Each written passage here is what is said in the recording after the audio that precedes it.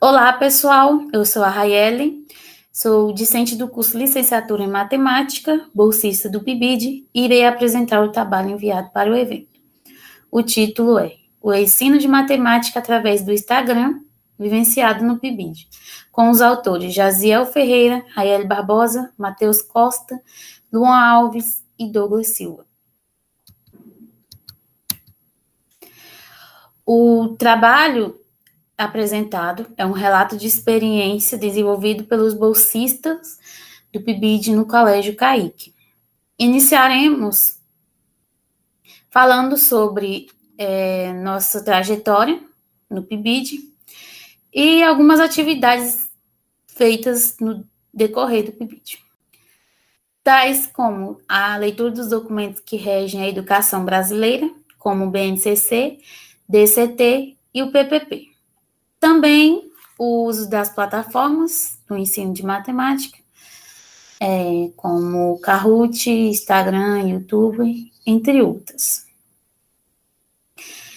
Partimos da seguinte pergunta: é possível se valer de redes sociais para o ensino de matemática? Com algumas pesquisas bibliográficas e com a nossa experiência, entendemos e concluímos que sim, é possível usar as plataformas digitais para ensinar de forma pedagógica e interativa os alunos. O nosso contato com o PIBID. Nosso primeiro contato com o PIBID se deu em 2020, em novembro, com a supervisão do coordenador Simval e da supervisão da docente Eloene. A professora Eloene, ela nos passou a leitura de alguns documentos como a BNCC, Base Nacional Comum Curricular, DCT, Documento Curricular do Tocantins, e o PPP. O PPP é o Projeto Político Pedagógico da Escola, no caso CAI. A professora também passou a leitura do livro Sala de Aula Invertida, uma metodologia ativa de aprendizagem, dos autores Bergam e Santos. Também houve a mudança, houve a mudança da coordenação do PIBID, onde passou do Simval para o coordenador de área, Douglas Silva Fonseca. Que logo à sua chegada, houve algumas mudanças, como o rodízio. O rodízio, no caso, os bolsistas que estavam com o supervisor passariam a ser de outro supervisor. Com essa mudança, passamos a ser bolsistas do supervisor Luan Alves, que inicialmente nos apresentou as plataformas digitais, como o ensino da matemática, no caso, o YouTube, que já tínhamos familiaridade com o YouTube no ciclo anterior, com a professora Eloene, mas continuamos com outro, no Luan. E também Google Site, TikTok e Instagram. E com o intuito, ele fez isso com o intuito de nos mostrar que dá para ampliar o ensino utilizando essas plataformas. Segundo Araújo e Santos, a cada dia as tecnologias digitais vão se tornando rotineiras no ambiente escolar. É necessário que o professor esteja apto a utilizar de maneira correta. E D'Ambrosio, que afirma que a informática e comunicação dominarão a tecnologia educativa no futuro. Sim, dominarão, acredito também, e para que as ferramentas digitais possam auxiliar os professores no ensino e auxiliar os alunos na aprendizagem, é necessário que os professores estejam aptos e preparados para utilizar, já tiverem uma familiaridade com eles. Porque, caso contrário, vai ter mais problemas na parte de ensinar e de educar. Conforme Pigato, 2017, página 20, o Instagram surgiu em 6 de outubro de 2010, criado por Kevin System Mike. Ele desenvolveu o Instagram, criou o Instagram apenas para compartilhamento de foto, mas, porém, após a aquisição do Facebook, o Instagram passou a obter várias outras ferramentas, várias outras utilidades, como Reels, como stories.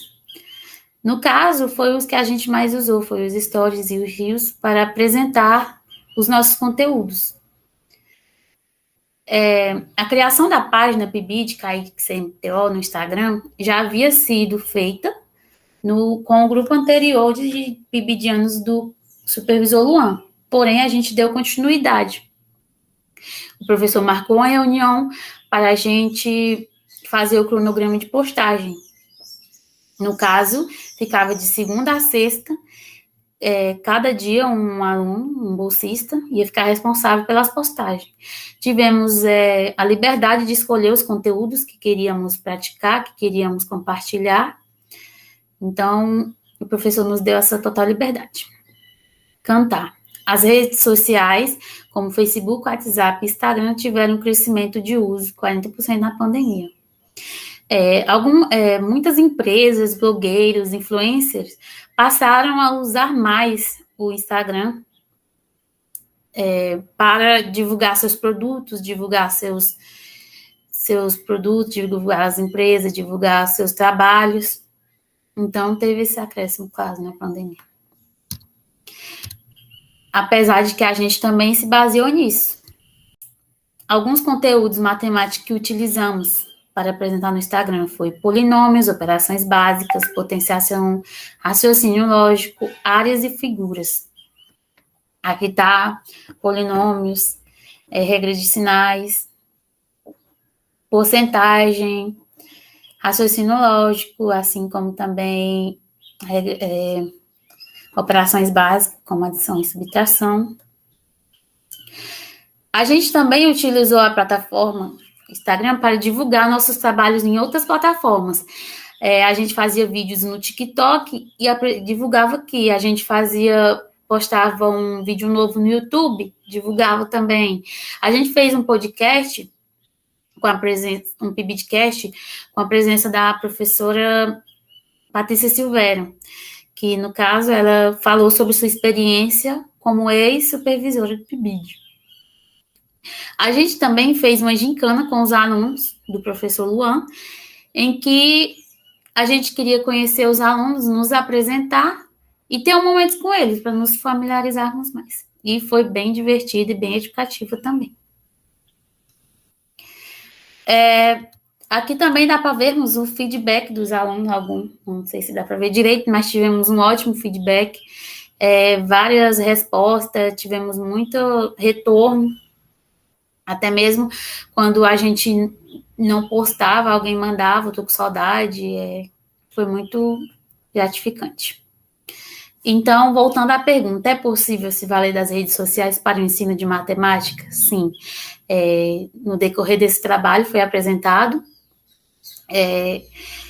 Sim, é possível se valer, só que de forma em que a gente esteja familiarizado, a gente esteja preparado para apresentar, para ensinar e até para aprender.